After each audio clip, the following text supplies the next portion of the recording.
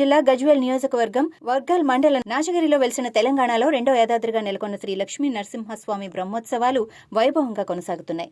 అఖిలాండ కోటి బ్రహ్మాండ నాయకుడైన శ్రీ లక్ష్మీ నరసింహస్వామికి ఉత్సవాల్లోకి తిరుకల్యాణ మహోత్సవాన్ని కమనీయం కన్నుల పండుగగా నిర్వహించారు. లక్ష్మీదేవి నరసింహస్వామి ఉత్సవమూర్తులను ఊరేగింపుగా తీసుకొచ్చి కళ్యాణ మండపంలో ప్రతిష్ఠించారు. వేద పండితుల మంత్రోచ్చారణ నడుమ కళ్యాణం ఘనంగా నిర్వహించారు.